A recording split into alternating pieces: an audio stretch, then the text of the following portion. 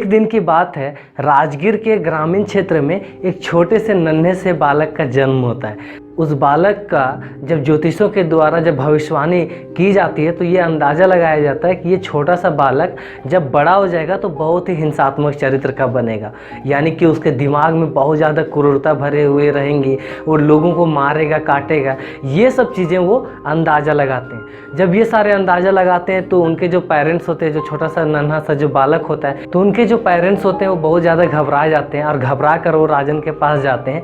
तो राजन के पास जब जाते हैं तो वो बोलते हैं कि देखिए राजन, सो हमारे बच्चे के बारे में ये ज्योतिषी लोग क्या क्या अंदाज़ा लगा रहे हैं, क्या क्या भविष्यवाणी देख रहे हैं। तो राजन जो होते हैं वो ज्योतिषों से पूछते हैं कि क्या यह बात सत्य है, ये बच्चा बड़ा होकर हिंसात्मक चरित्र का बनेगा। तो ज्योतिषी होते हैं वो अंदाज़ा ही लगाते हैं। राजन, इनके जो हाथ जो मैंने देखे हैं, इसका हाथ और इसका भविष्यवाणी तो वैसे ही कह रहा है कि ये हिंसात्मक चरित्र का बालक बनेगा। तो राजन सोचते हैं कि ठीक है कि अगर ऐसी बात है तो किसी भी व्यक्ति को अपराध करने से पहले मैं उसको सज़ा नहीं दे सकता। उन्होंने क्या बोला कि किसी भी व्यक्ति को अपराध करने से पहले मैं सज़ा नहीं दे सकता हूँ। अब जो होता है, जो राजगीर के जो राजा थे, राजा प्रसन्नजीत, वो ये डिसीजन तो दे देते हैं और साथ में एक चीज़ उनका नाम रख देते हैं। जो छोटा सा नन्हा सा बालक रहता है उसका नाम वो रखते हैं अहिंसक। क्या नाम रखते हैं? अहिंसक। यही अहिंसक धीरे धीरे बड़ा होता है और बड़ा होने के बाद जब बाल्यावस्था का होता है तो उसको जाकर भेजा जाता है एक विद्यालय में। उस वक्त तो विद्यालय होते नहीं थे, गुरुकुल होते थे। तो गुरुकुल में उसका एडमिशन करा दिया जाता है, जहाँ पर टीचर्स के साथ में ही रहकर उसको पढ़ाया जाता था।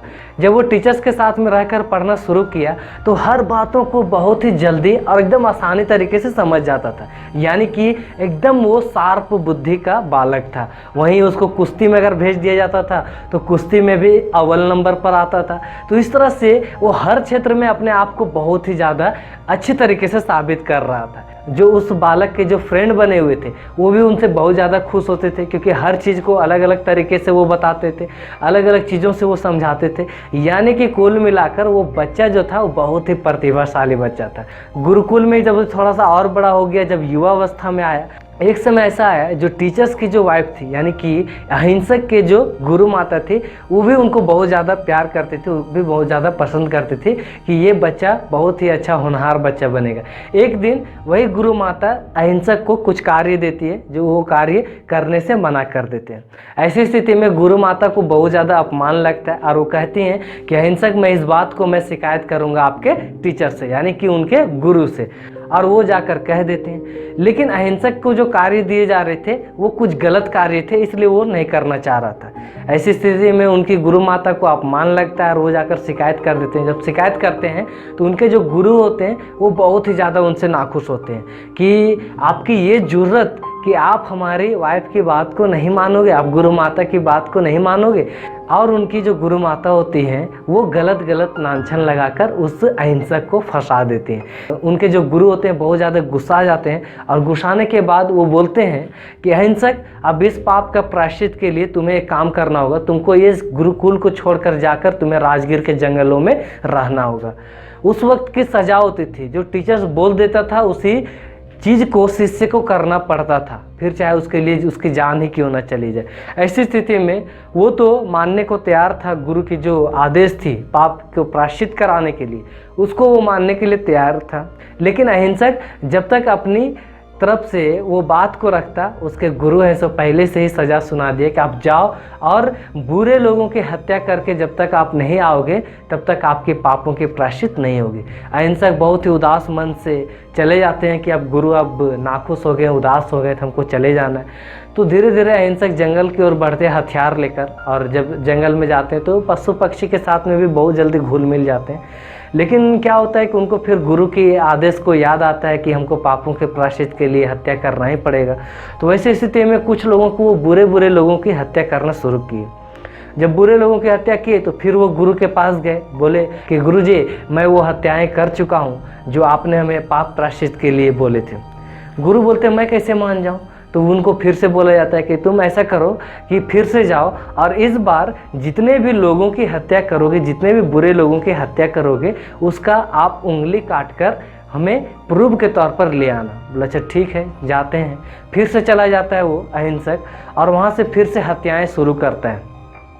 जैसे जैसे वो हत्याएं करना शुरू करता है तो वो क्या करता था कि लोगों को मारकर उनकी उंगलियों को काटकर माला पिरोकर अपने गले में पहनना शुरू करता था। अब गले में क्यों पहनता था? तो कुछ दिन पहले अहिंसक जो थे वही अब हिंसात्मक चरित्र के हो गए थे। अब जब हिंसात्मक चरित्र के जब हो गए थे तो वो शुरू बार उंगली को काट कर गुफा वगैरह में रखते थे, लेकिन क्या होता था लोमड़ी वगैरह जो मांसाहारी जो जानवर होते थे वो उंगलियों को वो खा जाते थे। ऐसी स्थिति में अहिंसक बहुत ज़्यादा डर गए किस तरह से मैं और भी हत्याएं करते चला जाऊंगा और हमारे पास सबूत एक भी नहीं रहेंगे। जो काटे हुए लोगों से उनके हाथों की एक उंगलियों को काट कर वो माला पिरोकर पहन लेते हैं।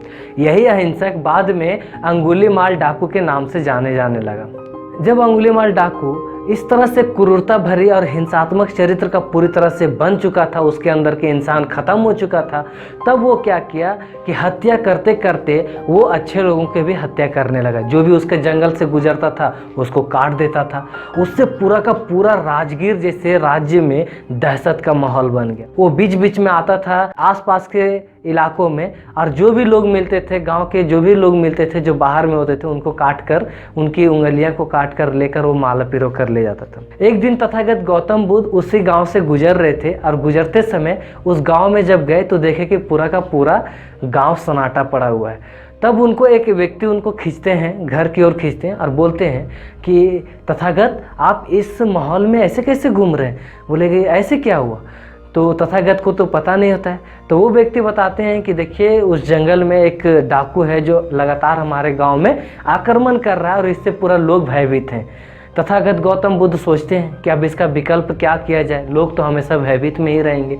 वो जंगल की ओर बढ़ना शुरू करते हैं। जैसे ही वो जंगल की ओर बढ़ना शुरू करते हैं तो उनको फिर से एक चरवाहे मिलते हैं जो जानवर को चराते रहते हैं। वो रोकते हैं। वो चरवाहे उनके सामने आकर झुक जाते हैं और कहते हैं तथागत मेरी एक आग्रह है कि आप इस जंगल से नहीं जाएं।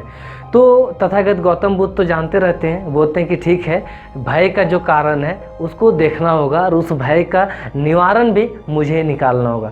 तथागत गौतम बुद्ध उनकी बात को नहीं मानते और धीरे धीरे वो जंगल की ओर बढ़ना शुरू करते हैं। जब पूरी जंगल में बीच जंगल में जब पहुंच जाते हैं तब उनको एक बहुत ही क्रूर और भयानक आवाज़ उनको सुनाई देती है। क्या सुनाई देती है? तो दूर से आवाज़ आता है ठहरो।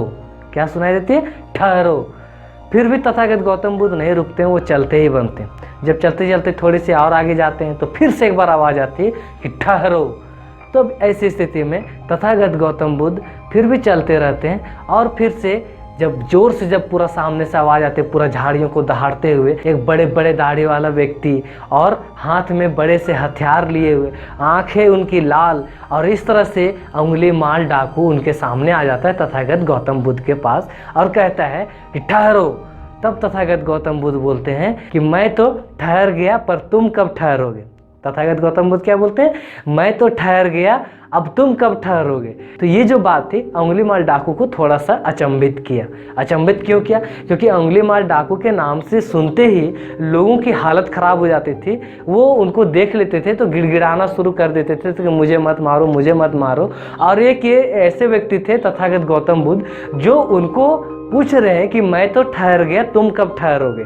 अब अंगुलीमाल डाकू बहुत ही ज़्यादा अचंभित होता है और वो बोलता है, तो अंगुलीमाल डाकू बोलता है कि मेरे द्वारा 999 हत्याएं हो चुकी हैं जिसका मैं माला बनाकर पहन लिया हूँ। अब मेरा पाप का प्रायश्चित होगा, मैं आपकी हत्या करके आपकी उंगली को काट कर माला पिरो लूँगा। तथागत गौतम बुद्ध शांत रहते हैं, बोलते हैं ठीक है, आपका 1000 अगर आप हत्या करने के बाद आपका ये पाप का प्रायश्चित हो जाएगा तो आप ऐसा करो कि मेरे लिए सिर्फ एक काम करो। तो अंगुलीमाल डाकू सोचता है कि ये सन्यासी है, हमसे डर नहीं रहा है और बोल रहा है कि मेरे लिए एक काम करो। चलो भाई ठीक है, सन्यासी मैं कर देता हूँ। तथागत गौतम बुद्ध बोलते हैं कि वो सामने वाली डाली दिख रहा है? अंगुलीमाल डाकू बोलता है हाँ। बोला कि उस डाली से पत्ते को तोड़कर ले आओ। अंगुलीमाल डाकू हंसता है, जोर से खिलखिलाकर हंसता है। बोले इसमें कौन सी बड़ी बात है, मैं अभी गया और मैं अभी ले आया। वो तुरंत जाता है और डाली को अपने हथियार से काट कर ले आता है। तथागत गौतम बुद्ध बोलते हैं ठीक है, अब इसी डाली को जाकर जहाँ से तोड़े थे तुम उसको जाकर वहाँ से जोड़ दो। तो अंगुलीमाल डाकू अचंभित हो जाता है। बोले ये कैसे हो सकता है कि टूटा हुआ चीज़ कभी जुड़ता है क्या? सन्यासी आपको ये भी नहीं मालूम? तो तथागत गौतम बुद्ध बोलते हैं कि मुझे मालूम है, जब तुम किसी चीज़ को जोड़ नहीं सकते हो तो फिर उसको तोड़ते क्यों?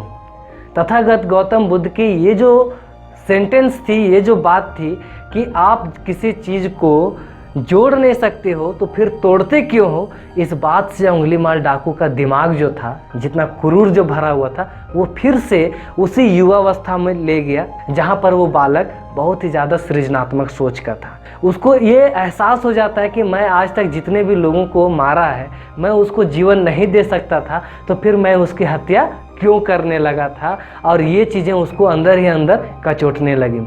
अंगुलीमाल डाकू समझ जाता है कि अब मुझे ये बुरे कार्य को छोड़ देने चाहिए, और वो अपना हथियार को गौतम बुद्ध के चरणों में रख देता है। जब गौतम बुद्ध के चरणों में रखता है तो उसके जो माला होते हैं उसको तोड़कर वो फिर अंगुलीमाल डाकू उसको फेंक देता है। तथागत गौतम बुद्ध बोलते हैं ठीक है, अभी भी कुछ ज़्यादा बिगड़ा नहीं है, आप हमारे साथ चलो, और उसको ले आते हैं फिर गांव की ओर। जैसे ही तथागत गौतम बुद्ध उसको गांव में लाते हैं तो गांव वाले शुरू में तो देखकर भयभीत हो जाते हैं, पूरा भागने लगते हैं, अफरा तफरी मच जाता है गांव में। बाद में धीरे धीरे वो अपनी खिड़कियों से चोरी छुपे देखते हैं, और चोरी छुपे देखने के बाद सब पत्थर ईंटा जो भी होता है कि अरे ये गौतम बुद्ध के साथ में अंगुलीमाल डाकू कैसे आ गया।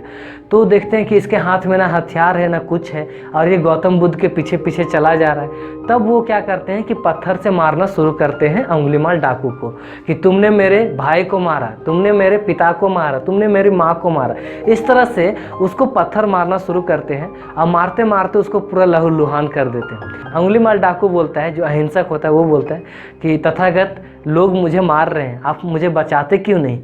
तो तथागत गौतम बुद्ध बोलते हैं कि लोगों को मारने दो, उनके अंदर की जो गुस्सा है, आप उनके फैमिलीज़ को मारे हो इसलिए उनके अंदर की गुस्सा है, वो गुस्सा जब ख़त्म हो जाएगा तो वो आपसे प्यार करेंगे। और उस तरह से वो मार खाते खाते, पूरा पत्थर से मार खाते खाते लहूलुहान हो जाता है। और लहूलुहान होने के बाद तथागत गौतम बुद्ध उसको अपने मठ में ले जाते हैं, उसका फिर इलाज करते हैं, और उसको फिर बौद्ध धर्म की दीक्षा देते हैं। जब बौद्ध धर्म की दीक्षा देते हैं तो उनका पूरा माथा वगैरह छील दिया जाता है। छील देने के बाद वो पूरा बौद्ध भिक्षु बन जाते हैं। तो राजा प्रसन्नजीत, इससे पहले उनको नहीं पता था कि तथागत गौतम बुद्ध उनसे मिलकर आए और अंगुलीमाल डाकू का हृदय को परिवर्तन कर दिए। राजा प्रसन्नजीत अपने सेना के साथ में जाते रहते हैं कि उस डाकू को अब मैं हत्या कर दूंगा, क्योंकि हमारे राज्य में बहुत ज़्यादा आतंक मचा दिया है, सारे लोग इससे भयभीत हैं। तो प्रसन्नजीत राजा जब जाते रहते हैं तो सामने में मठ मिलती, जंगल से पहले मठ मिलती, और मठ में जाने के बाद तथागत गौतम बुद्ध से वो मिलते हैं। तो तथागत गौतम बुद्ध राजा प्रसन्नजीत से पूछते हैं कि कहाँ जा रहे हैं राजन आप इतने सैनिकों को लेकर? तो राजा प्रसन्नजीत जो होते हैं वो कहते हैं कि एक जंगल में एक अंगुलीमाल डाकू है जो हमारे राज्य में पूरा दहशत फैलाया हुआ है, मैं उसी को रोकने जा रहा हूँ, उसको मैं पकड़कर जेल में डालूंगा या फिर उसको हत्या कर दूँगा। तो तथागत गौतम बुद्ध बोलते हैं कि ठीक है, आप उनको हत्या कर देना, लेकिन अगर अंगुलीमाल डाकू अगर आपके सामने में आ जाए और ये कह दे कि मैं आज से मैं हथियार वगैरह छोड़ दूं, तो आप उनके साथ में कैसा बर्ताव करेंगे? तो राजा प्रसन्नजीत शुरू में तो अचंभित होते हैं कि ये कैसे हो सकता है, इतना बड़ा अंगुलीमाल डाकू, उसका हृदय हो ही नहीं सकता कि वो परिवर्तन हो। तो तथागत गौतम बुद्ध बोलते हैं फिर भी अगर चेंज हो गया, अगर उसके हृदय परिवर्तन हो गया तो आप क्या करोगे? तो राजा प्रसन्नजीत बोलते हैं कि मैं उनको बहुत ही आदर सत्कार के साथ में बैठने के लिए आमंत्रित करूंगा, उनको जो भी ज़रूरतें होंगी मैं उनको सारी चीज़ें दूंगा। तथागत गौतम बुद्ध बोलते हैं ठीक है। वो सामने वाले जो बगान में जो पानी डाल रहे हैं वो अंगुलीमाल डाकू है। शुरू बार राजा प्रसन्नजीत भी घबरा जाते हैं, उसके बाद ध्यान से देखते बोले हाँ ये तो अंगुलीमाल डाकू ही है। उसके बाद से राजा प्रसन्नजीत के पास अंगुलीमाल डाकू को तथागत गौतम बुद्ध बुलाते हैं और उनको परिचय करवाते हैं। राजा प्रसन्नजीत बहुत ज़्यादा खुश होते हैं, उनको वैसे ही जैसे वो बोले हुए रहते हैं कि मैं उनको बहुत ज़्यादा आदर सत्कार करूंगा, वो जो चीज़ चाहेंगे मैं वो चीज़ें दे दूंगा। ऐसे में अंगुलीमाल डाकू के पास वो प्रस्ताव भी रखते हैं, लेकिन अंगुलीमाल डाकू उनका हृदय परिवर्तन हो जाता है और बौद्ध भिक्षु बन जाते हैं, इसलिए वो राजन से किसी भी चीज़ की आग्रह नहीं करते हैं। और वो क्या कहते हैं कि तथागत गौतम बुद्ध के बताए हुए विचारों पर वो चलना प्रारंभ करते हैं। अब गाइस इस कहानी के पीछे, आज की कहानी बताने के पीछे मेरा 3 मकसद था। इस कहानी से 3 सीख मिलते हैं जो हर व्यक्ति को जानना चाहिए। पहला तो ये कि किसी भी व्यक्ति को अपराध करने से पहले उसको अपराधी नहीं घोषित करना चाहिए। आप पहला ये चीज़ ध्यान रखना, किसी भी व्यक्ति को अपराध करने से पहले उसको अपराधी नहीं घोषित किया जाना चाहिए। दूसरा शिक्षा ये है कि आप किसी के दिल में इतना ज़्यादा नफरत मत भर दो कि वो व्यक्ति अपना ओरिजिनल जो उसका अस्तित्व है वो अपना खो जाए, और खो जाने के बाद उसके दिल और दिमाग में सिर्फ और सिर्फ नफरत ही भरा पड़े। इसलिए किसी के दिल और दिमाग में नफरत नहीं भरना चाहिए। तीसरा जो है वो ये है कि आदमी चाहे जितना भी क्रूर हो, उसको प्रेम से अगर हम चाहेंगे तो उसको बदलाव किया जा सकता है। ये तथागत गौतम बुद्ध का संदेश था। गाइस, ये कहानी बताने के पीछे, संडे स्पेशल क्लासेस में इस कहानी को बताने के पीछे मेरा यही 3 मैसेज था जो मैं आप लोग को देना चाहता था। उम्मीद करते हैं कि आपको ये संडे का स्पेशल क्लासेस अच्छा लगा होगा, और जहाँ तक कि कहानी भी जिस तरह से मैंने बताया आपको समझ में आई होगी। तो चलिए, इस कहानी को लास्ट तक सुनने के लिए मैं आपको बहुत बहुत धन्यवाद देता हूँ। उम्मीद करते हैं कि आपको इस कहानी से ज़रूर कुछ ना कुछ सीख मिली होगी। इसलिए बस आपसे एक ही रिक्वेस्ट करूँगा कि सभी के साथ में प्रेम भावना के साथ में रहो, उनके साथ में मिलो, नफ़रतें बिल्कुल भी पैदा ना करो, किसी के प्रति नफ़रतें बिल्कुल भी पैदा ना करो। चलिए गाइज, आज के लिए इतना ही। हम लोग फिर से मिलते हैं, तब तक के लिए bye bye, take care, love you to all, thank you guys.